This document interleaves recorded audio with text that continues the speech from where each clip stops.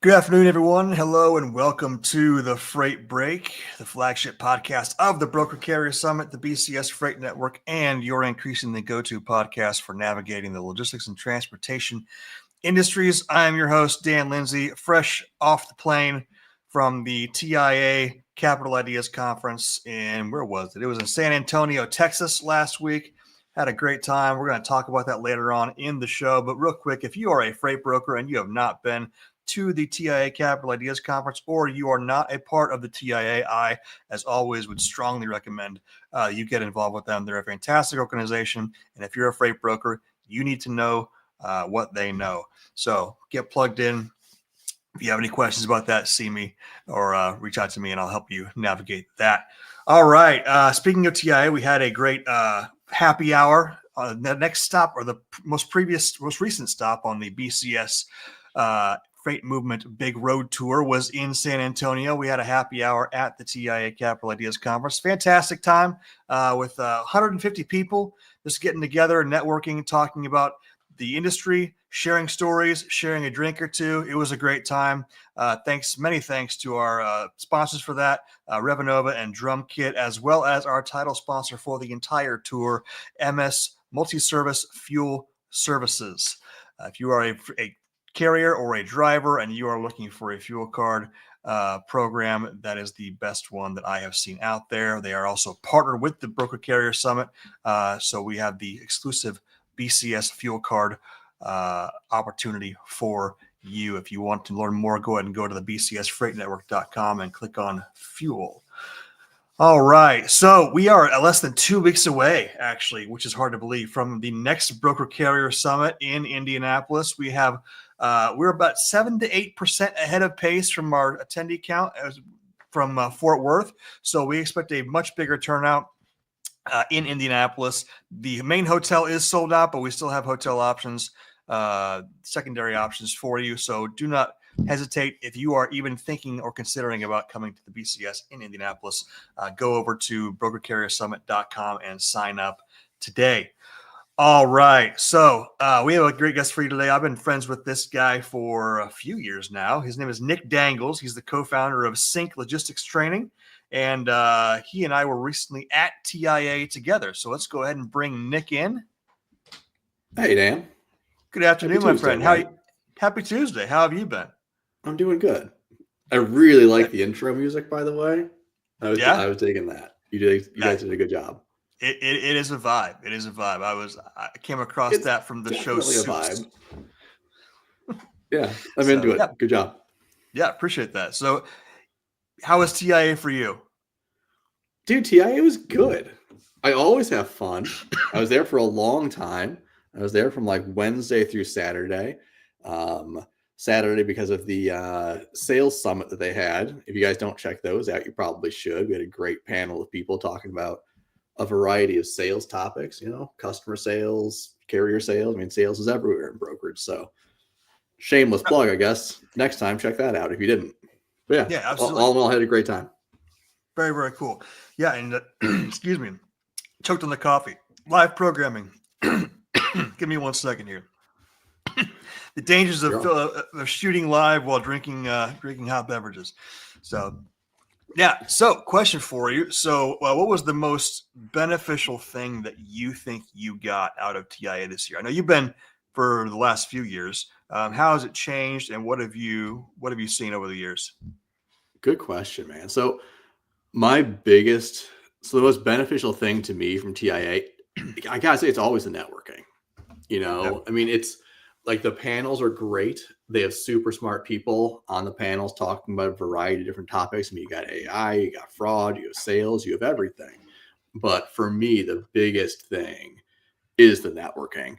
I mean, to be able to talk to, I mean, how many people do they have? They're like 1,500 people or something like that. To be able to There's a talk to lot. brokers from across the country, all different sizes, all different levels of sophistication, see what the different challenges are, see what these like high performing brokers are doing in their organizations. I mean, it's cool to just sit there talking to folks and seeing what they're doing at their company. That's my favorite part of the whole experience.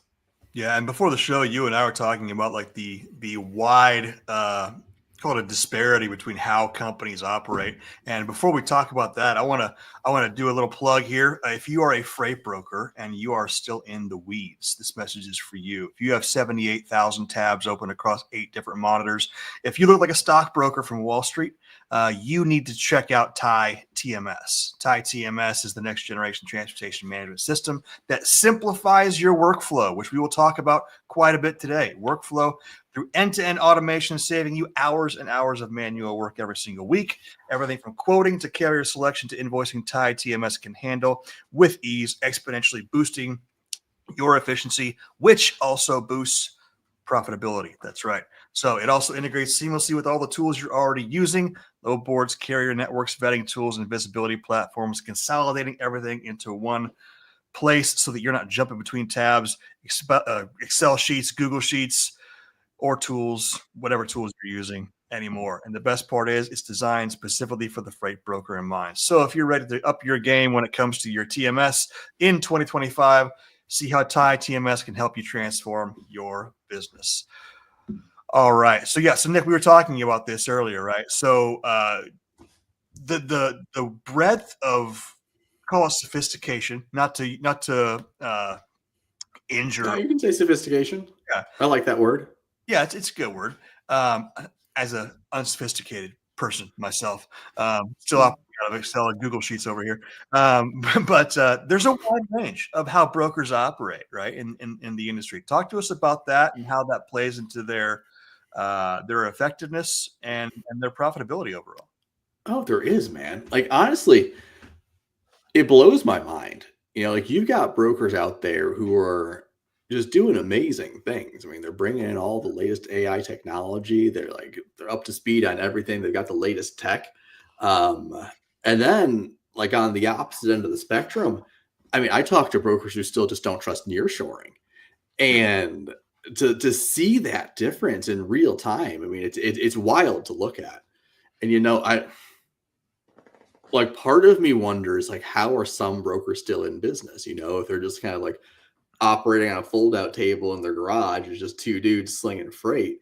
But at the same time, like until some of the like tech advancements are really like demanded by shippers, I mean, like the reality of the industry is like you can definitely still broker freight and broker freight successfully like without some of the advanced technology. You know, Yeah. I almost hate saying it because I kind of seem like the contrarian out there who's like advocating. I'm not advocating against tech, but I think the reality is you can still function without it to some degree. And until shippers and some of the larger brokers like really start to drive the change, and it like filters down through the smaller, Mm-hmm. less sophisticated brokers. I mean, yeah, they're still doing reasonably well out there somehow. Yeah. Well, that's one of the reasons I think this industry is such a fun industry to be a part of, is because you don't have to be this, Silicon Valley minded tech genius to sling freight. You don't. Yeah. And so it kind of the standard, the barriers for entry when it comes to not just, financial barriers to entry, but also just technological savvy barrier to entry, if that's even a way to think about it. Again, you can open up, Microsoft Excel or Google Docs, and I was talking to a broker who moves 150 loads a week, and he operates out of a Google sheet, out of his Yeah. his office or spare bedroom. And that's fascinating to me. It is. I mean, like I don't know what the moral of the story is. You know, it's definitely not like The moral of the don't look story at is tech, if you're not doing what you need to do, then you have literally zero excuses. yeah. I mean, Yeah. I'm trying to think what I want this moral to be, because like I'm a like I'm not necessarily a tech guy, but I'm a big proponent of like leveraging technology to make your operation more effective. But at the same time, I mean, like, are these small brokers who aren't doing it going to go away in the next year? I mean, I gotta tell you, there's so many of them. I don't think they are. No, It's I don't like think they still so. got like a fighting chance until shippers really demand the technology to be incorporated. Well, I think it speaks to a good point that I've talked with a number of people about over the last few years, especially as the BCS has gotten up and running, is the difference between technology and industry understanding. I think more important than technology is, do your operators understand the industry that we are in? And Mm-hmm. specifically, do they understand the niche that they specifically as a company or as an individual operate in? So I think, and that goes to what you guys are doing when it comes to training. I love one of the things that you say on your website is better training, better ROI.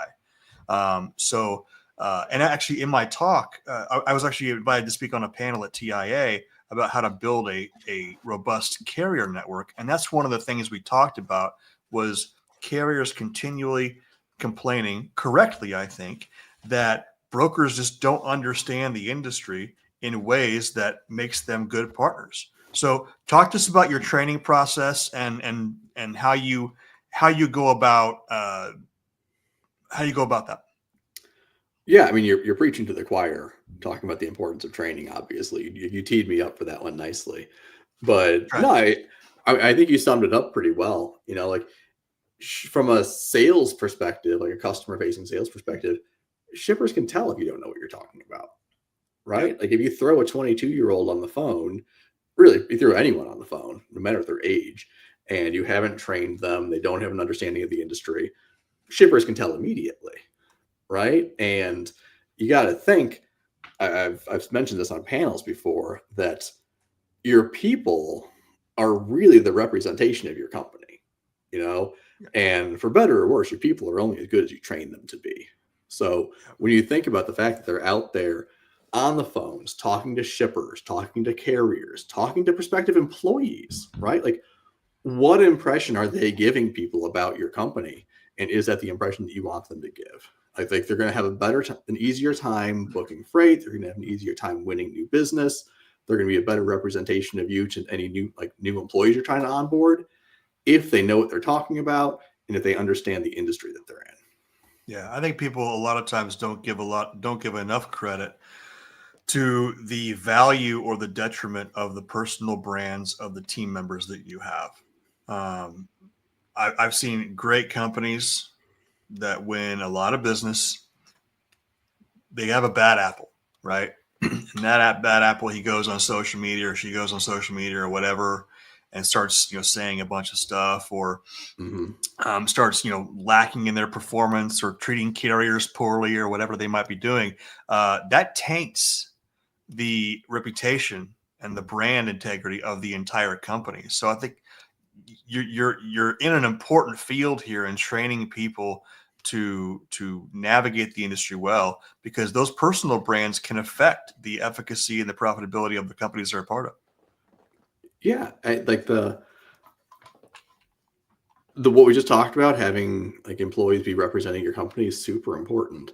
And another thing I think is related to that gets overlooked a lot is that brokerage is actually it actually requires a lot of skills, Mm-hmm. to do it at a very base level. Honest, like it's not that hard, right? Yeah. Like to do it kind of mediocrely, it's not that hard to broker freight.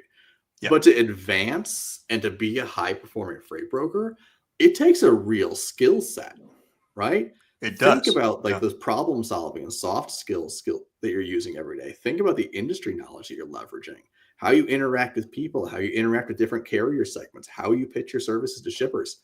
I mean, you're not just out there pounding out phone calls all day. Like you're leveraging a very real skill set. And like if you're not training towards that skill set and building upon it every day, you're going to fall behind. Like that's just the reality of the industry. It moves fast and it takes a lot of skills to do it well. Yeah. Well, and that's always been true. I think that's been more true than ever, though, in the last few years, as this freight recession trough, garbage market, whatever we want to call it, has just kind of Mm-hmm. dragged on. The level of understanding and flexibility and expertise that shippers are requiring, not just from brokers, but also from their carrier network, has only increased while these margins have been extremely compressed. So I think, again, training is extremely important. And to be frank, training is hard and training sucks. I say this as a former CEO of a brokerage. It does. I I mean, freaking you're talking to a hated. training guy. Training sucks. I know. Yeah, that was one of the worst things. I hated doing training because you don't, as a leader, you don't really see the immediate ROI on training. You might see it in 3 months, 6 months, 10 months, 2 years. But I know if I get on the phone, I'll see ROI in like a week or two. So I'd rather jump on the phone and have so-and-so here shadow me. So talk to me about how you go about engaging leadership when it comes to training their people. You hit on so many things there that can go off on rabbit holes with. So talking to leadership, this goes into a lot of different directions. And like you mentioned several of them, a challenge with like selling training to people is, you're right, like it isn't an immediate ROI kind of thing, right? You have to kind of explain to people what the long-term value of it is, because it's not something like, we're not going to give someone training and have them booking more freight tomorrow, right? Like it's just like, that's not how training works. It's going to be a compound effect as you improve that person's skill sets over time. And I also really want to touch on the fact, like you talked about how training sucks. I have to go off on a little anecdote about this. One of the biggest objections that we get is just, oh, like it's not the right time. This is going to be like a Q3 initiative for us or something like that, right? And I'll tell you right now, having talked to a lot of brokers, calling it a Q3 initiative really means it's never going to happen. And the reason for that is because you probably have assigned training to someone, either in HR, or you've like doubled up on an account manager and added like training to their plate. The problem is, one, they don't have time for it, right? Like time is always the biggest issue with training. Brokerage is fast paced. It's super busy. No one has time to do their actual job, much less training on top of it. Two, like they're not getting paid for it directly, right? You probably added training to someone's plate just as an add-on, and there's no direct payment associated with that training. And three, dude, they just don't want to do it, right? You just said that like 2 minutes ago, that like it sucked, you didn't want to deal with it. If you look at the person that you've assigned training to, ask yourself, like, do they have time for it? Are they getting paid for it? And do they even want to do it? Like, if none of those three things are true, then your Q3 initiative is just never going to happen. Like, that's the reality of it. Yeah. Well, and that speaks to something as well. A lot of the small to mid-sized, mid-market brokers, when they think of hiring, right, they think of building out their team, they don't really think about bringing on a training person as soon as they should. I know we didn't, because, I'm an expert in brokering freight. I hired people who, with an experience in brokering freight, were expert enough, right, for the moment or for the year. I think when it comes to building out your team, and plus trainers are expensive to be quite fair. Oh, totally. Because again, nobody wants to do the job, and if nobody wants to do the job, you have to pay people more money to actually train people to do the job. So I mean, there's a lot of challenges. Yeah, I mean, that was one of the impetuses for us in terms of creating Sync, right? Like, you don't, as a freight broker, you don't have a lot of good options for training, particularly if you're in that small to mid-size range, right? Am I going to tell a $10 million broker that they need to go out there and hire a trainer? You're not going to do that. Like, there's no way.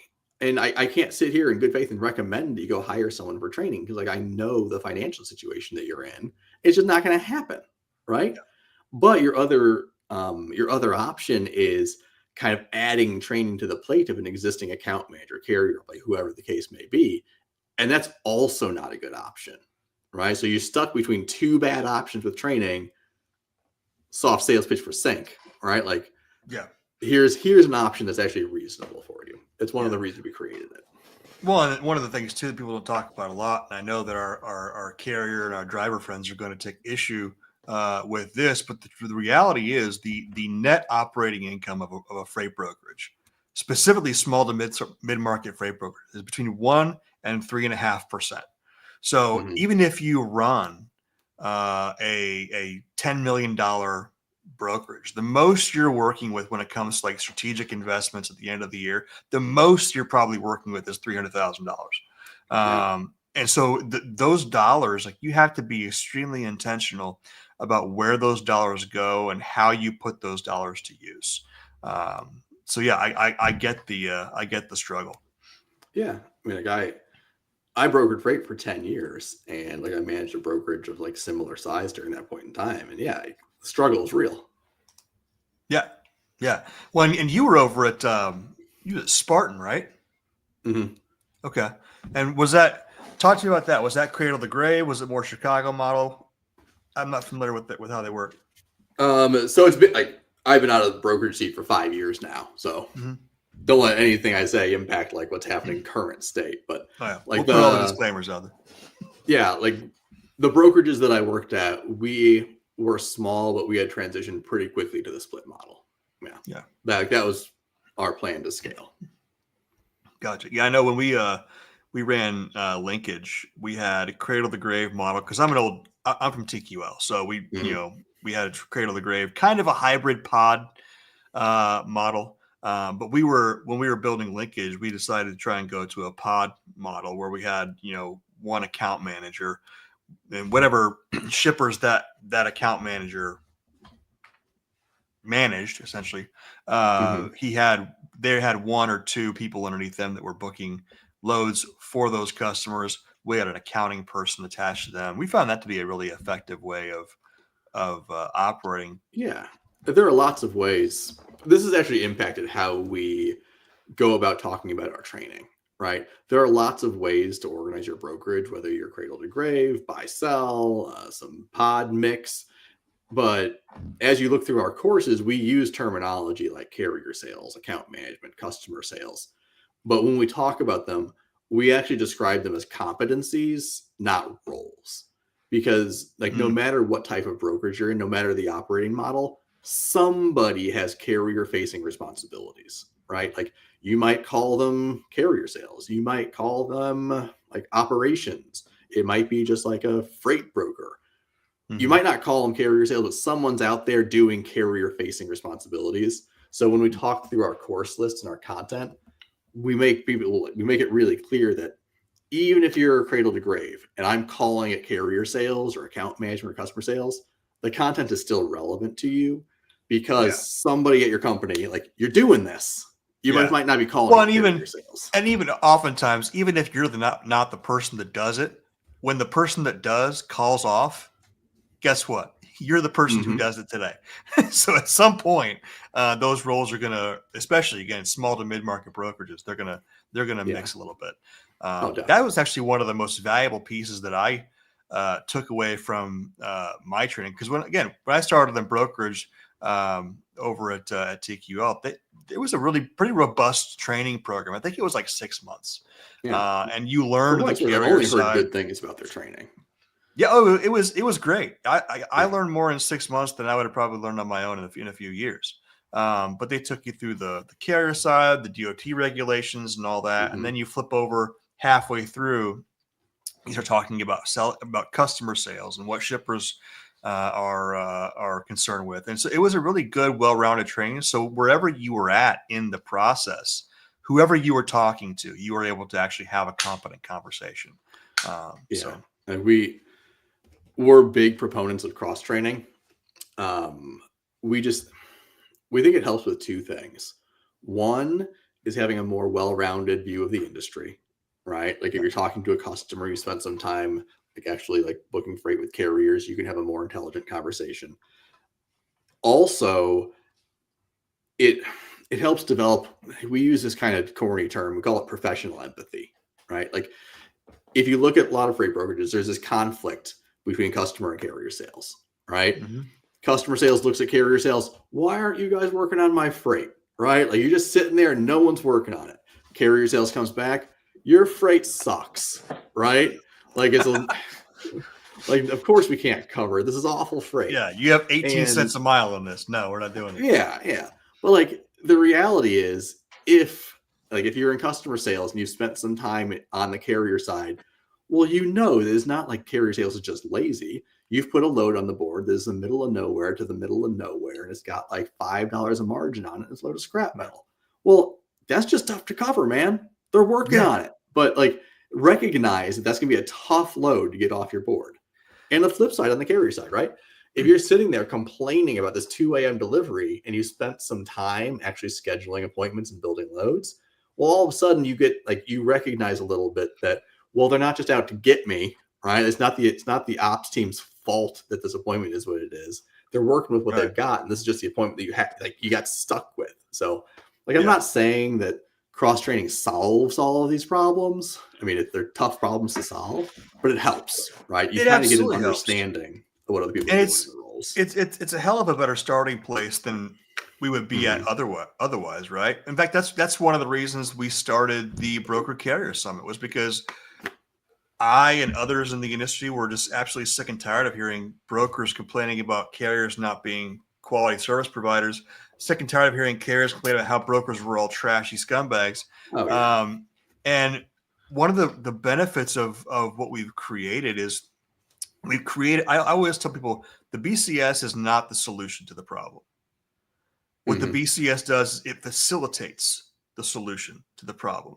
The solution starts with brokers and carriers, owner operators and agents getting together, coming together at the same place, learning about each other's role in the industry, growing in appreciation, and you mentioned empathy together about the state of the industry, and moving forward in a way that is more partnership, mutually agreeable, solutions driven. So, oh, definitely, yeah. It's like you probably really like the professional empathy phrase.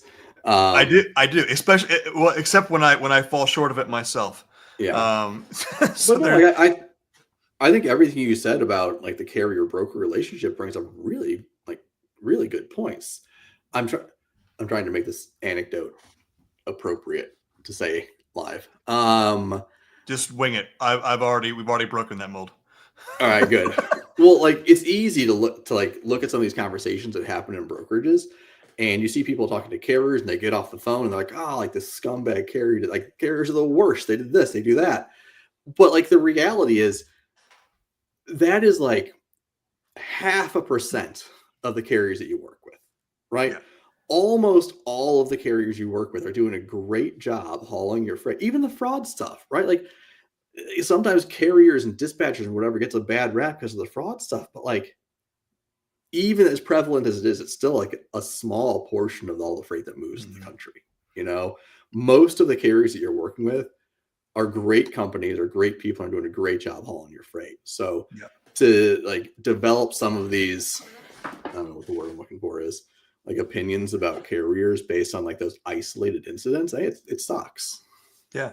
Well, and I was talking about this very thing, myself and Michael Caney over at Highway, and Ryan over at ATS, and Mitch over at TIE Software. Yeah. We're all on a panel talking about TIA, talking about how brokers can build a carrier network. And one of the things I told the brokers, and I actually got a lot of positive feedback from this statement, which was surprising, but it was refreshing. I said, if you look at your carrier network, your current carrier network, and you're not happy with it, or you look at your network and it's not doing what you want it to do, guess what? The only person you have to blame for that is yourself.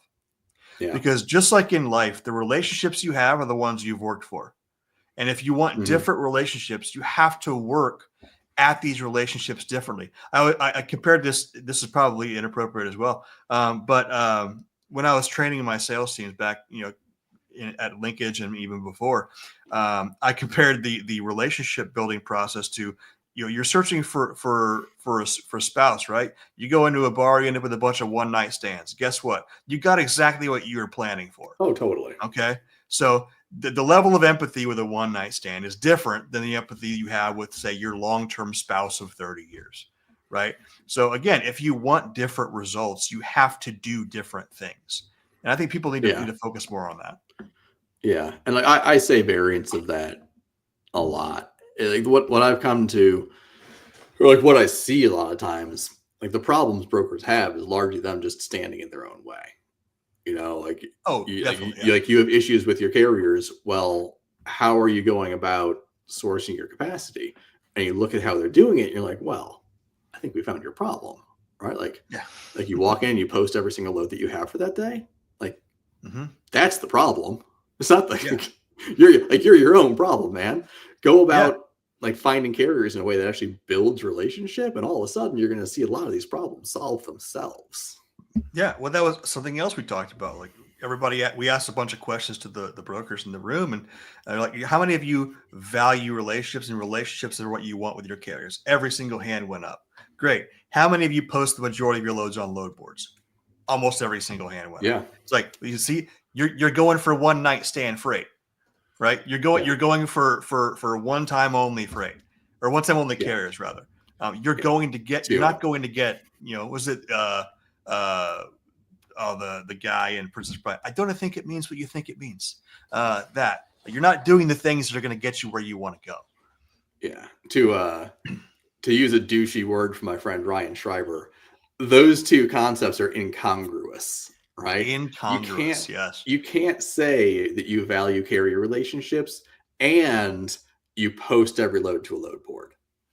That doesn't work. It doesn't work. Yeah. And hey, shout out to Ryan Schreiber. I apologize. We've had like 4 or 5 starts to a conversation. I still owe you the rest of that conversation. So sometime in the next couple of weeks. Yeah, absolutely. Well, he's one of those guys where I always learn like multiple things just from like a short conversation. I have to go back and look up half the shit he says to me up. Just because I don't even know what you're talking. I should know what you're talking about, but I don't. I've known him for 15 years, so I feel your pain. Yeah. So you mentioned, so let's go back to the empathy thing for a minute, because you mentioned one of the ways in which you can kind of train that, and that's through cross training.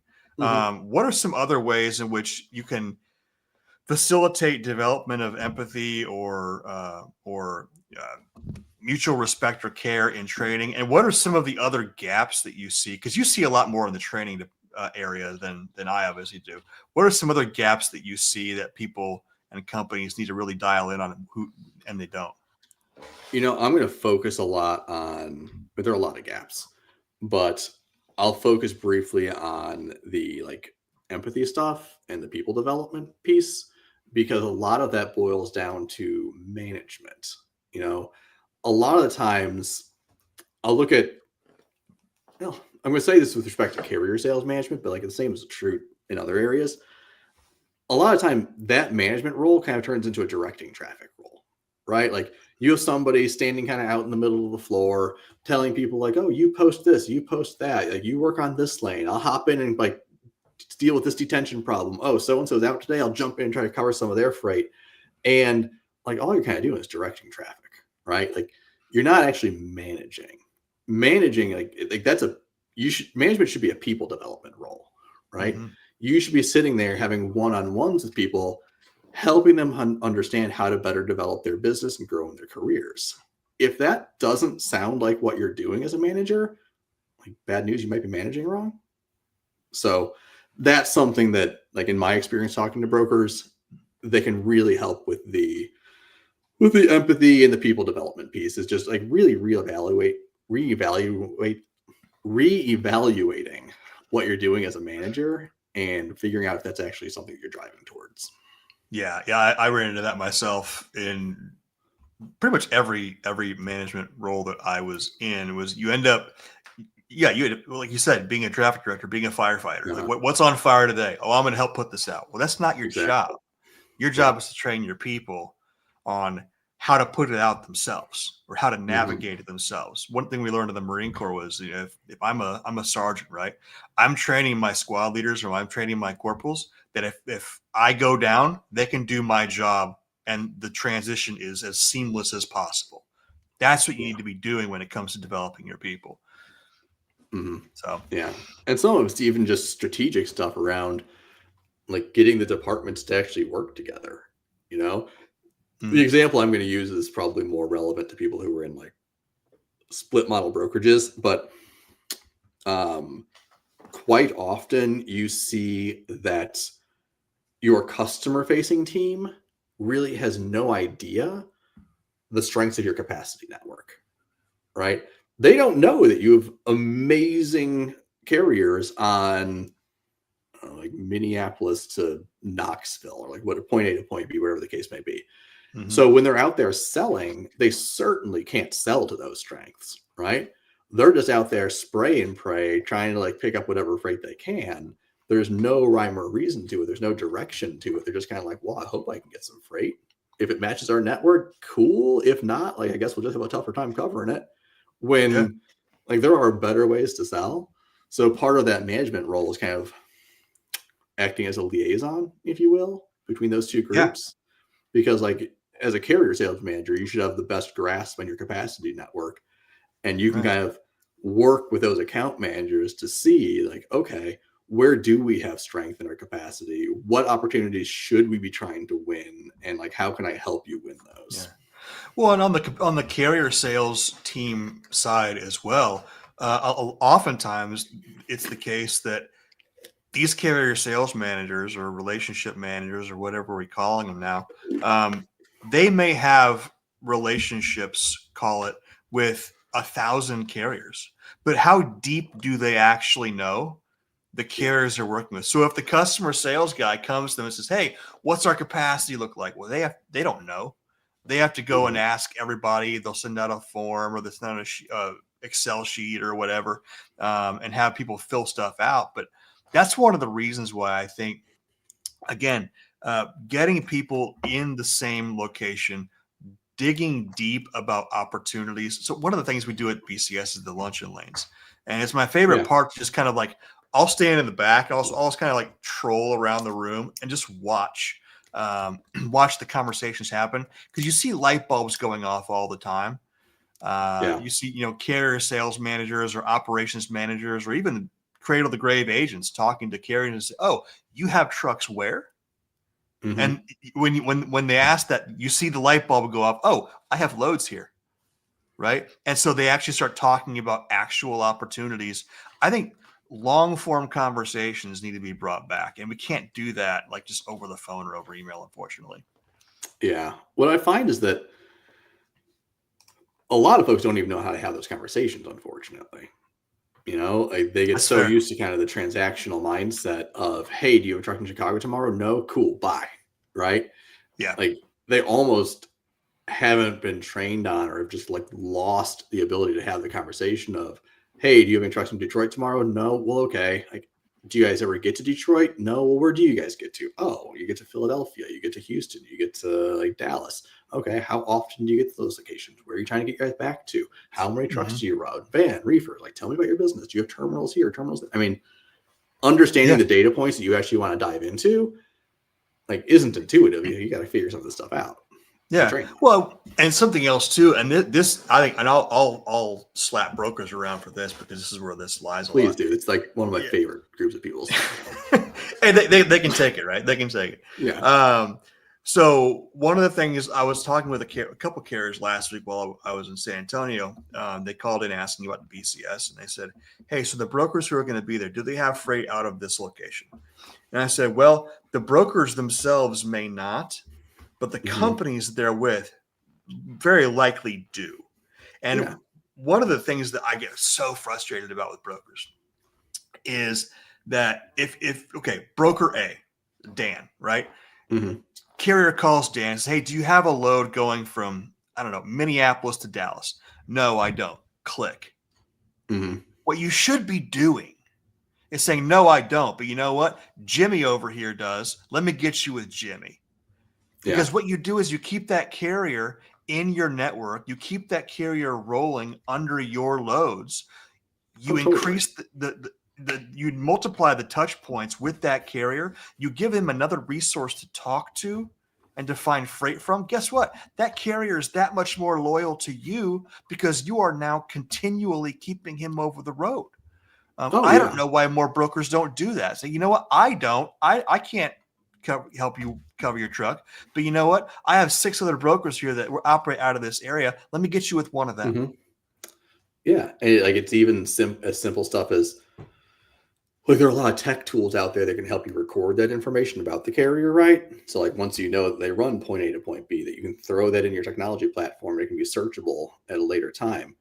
And like once you start, I'm going to phrase this. once you start moving past that kind of transactional mentality, once you're able to like give carriers like consistent regular freight, it changes the relationship dynamic, right? Like all of a sudden, you're 100%. not just some transactional broker who happens to have a load every now and then. All of a sudden, if you're actually able to help them fill up their trucks regularly, it becomes more of a shipper relationship for them. And as much as I hate to say this, I mean, they value that shipper relationship more, you know? 100%. Well, So again, if you can step into that almost shipper-like relationship with a carrier, night and day difference. 100%. So I was talking with a couple of carriers they've come to the last three BCSs, Tampa, Kansas City, and Fort Worth, and they're coming back to Indy. Yeah. They are still working with brokers that they met back in Tampa. Oh, And it's one of amazing. the most encouraging things was one of them, they got into Fort Worth, and I happened to be down in the lobby. I was probably, directing traffic or looking for the bar or something. Yeah. But I was there, and they walked in and they said, "Hey, good to see you. Happy to be here. I'd love to stay and talk, but I'm gonna go have dinner with my broker." Love that. Because guess what? They now that carrier now understands that broker is not just their broker. It's not just their intermediary. That broker is their shipper customer to them. Mm-hmm. And Yeah. we need to get more into this mindset that, again, brokers and carriers getting along is the introductory phase. We have to get to the point where brokers, you're viewing your carriers as a customer vendor, and Yeah. carriers, you're viewing your brokers as a shipper customer. Once Yeah. that happens, I mean, the level of profitability and just overall morale in this industry will I think exponentially increase, because nobody wants to work in an industry that sucks, Oh yeah. and that is full of conflict all the time.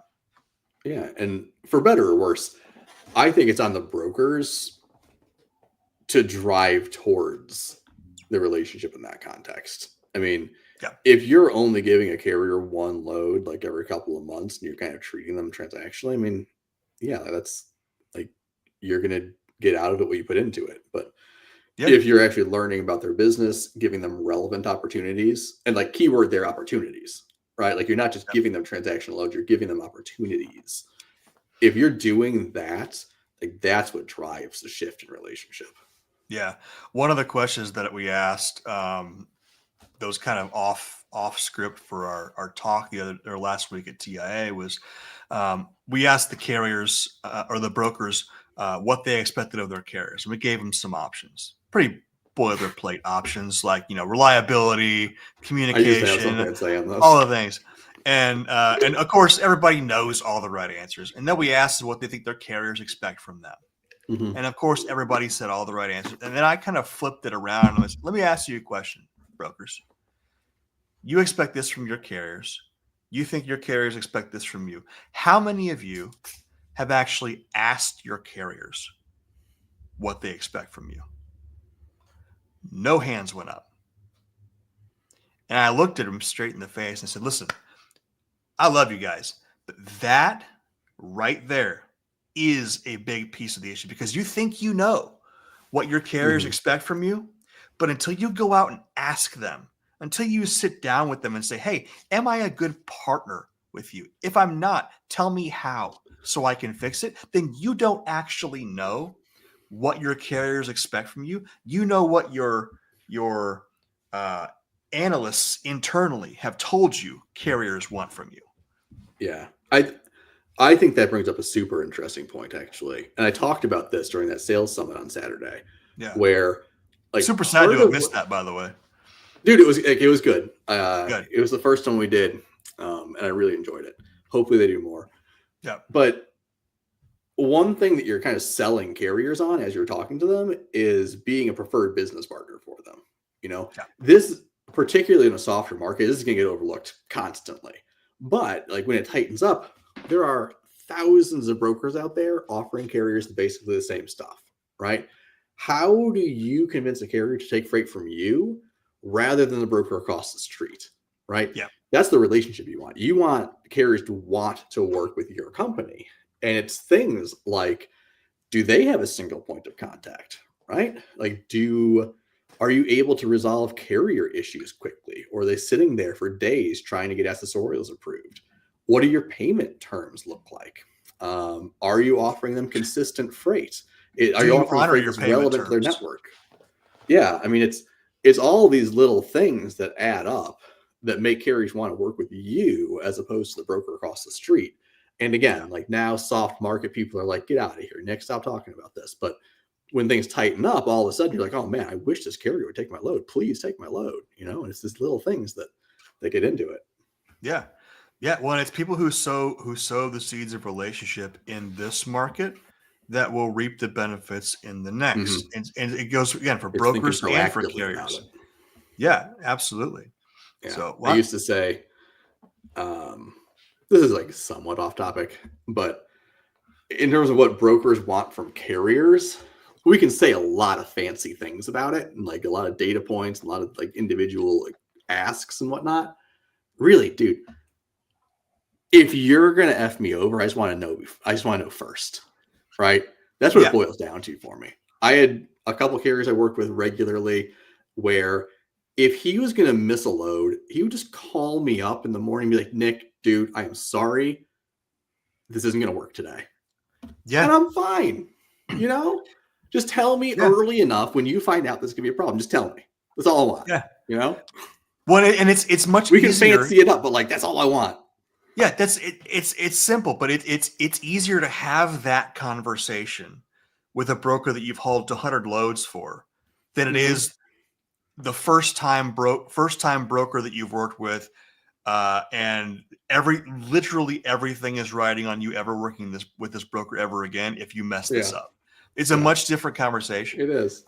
So but like if you tell them ahead of time, they're going to appreciate. It's the same thing with shippers, right? Like if you're going to have a problem with a load and you call them up after it's supposed to pick up and let them know that the truck broke down, that's why people think brokers are scumbags, right? Right. Or if you call them up at like 6 o'clock in the morning or whatever, right? And tell them, hey, like this happened. I've got an issue today. I've still got time, but I want to give you a heads up. I don't think anyone's ever lost a customer by giving them proactive bad news. You might have lost a few loads for a while they put you in like jail. Like just like load jail. Like you're not going to get loads for a week because you pissed me off, but you're not going to lose a customer for being proactive. Yeah, and like that's what I try to tell like these younger people that coming into the industry who are afraid of, and it's not just younger people, but everybody's afraid of losing business. Right? The number one way to lose business is to not communicate proactively. In this industry, because people don't want to know where their stuff is, where their load is after that's supposed to be there. They want to know where it is in real time. They want to know where it is when they ask for it. They want to know where it is before they ask for it. And so being proactive is key.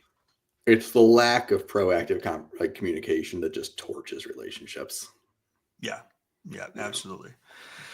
So, well, I'm super excited, my friend. We got BCS coming up here in 2 weeks. You're speaking again, right? Yeah, man. I got a panel. I got a panel on tech adoption and change management. We have great people on it. Who do I have? I hope I remember this. I have Rachel from Green Screens. I have Chris Torrance from Optum, and I've got Tom from Q'd. So it's going to be a great panel with people who are a lot smarter than me to talk about tech adoption and change management. So I'm really looking forward to it. Yeah, well, change management and tech. And Christy Knischel. Sorry, Knischel Logistics. Is Christy on that one too? Yeah. Okay. Very cool. Sorry, yeah, that's such an important topic because one of the things that I was talking to, who was I talking to? I was talking to somebody a few months ago where they told me the number one killer of businesses, not just in freight, but is a poorly run systems change. So if you're changing a TMS, you're changing an OMS or a WMS, all the S's. If you're changing any of the systems you operate off of, and you do it and you run the change poorly, like that's a killer for business. So navigating that is key. So that's gonna be really cool. I'm gonna sit in on that one. Like even if it's not a massive change, even if it's just like an addition to your current tech stack. I mean, I can't tell you how many tech companies I talk to who have adoption problems. for a lot of reasons. I mean, come listen to the panel for all of them, but a couple that jump Shameless out to plug. me. Yeah. A couple that jump out to me that I talk about a lot are both training related, coincidentally. But one is like people just haven't been trained on how to incorporate the new tech into their existing workflows, right? Yeah. I use capacity platforms as my example here. So you've got your process for how you book freight, right? You should have something like this process. If you don't, like, you have bigger problems. But it should look something like, well, first I call carriers who have moved the load for me before. Second, I call carriers who have moved the lane for me before. Then I'll call other relationship carriers. Then I'll call like pre-qualified out of network. It's like whatever the case may be. Yeah. And you insert this new like technology in here, this new capacity platform that can find carriers for you. But like people don't know where to put that in, right? Like, when am I supposed to call these people? And if they don't know, they just don't use it. Yeah. So, yeah. Systematizing your processes. Well, I always said people plus process is equal profit. So you have to have the right people. You have to have the right processes. If you have the right people and the right processes, you'll run a profitable company. It's just a matter of, rinse and repeat over time. So not to oversimplify things, but yeah, we were talking about live show mishaps earlier today when you choked on your coffee a little bit. I've got this pad that I stand on with my standing desk. It's got little like bumps and stuff on it for my feet. I almost just tripped over it and completely wiped out on this phone. Well, nice. Yeah, I've thought about that would have been for something, these. Wouldn't it have? That would have been a great moment, and that would have been what we would send out on the reels afterwards, just to let you know. Yeah, there's Nick just wiping out.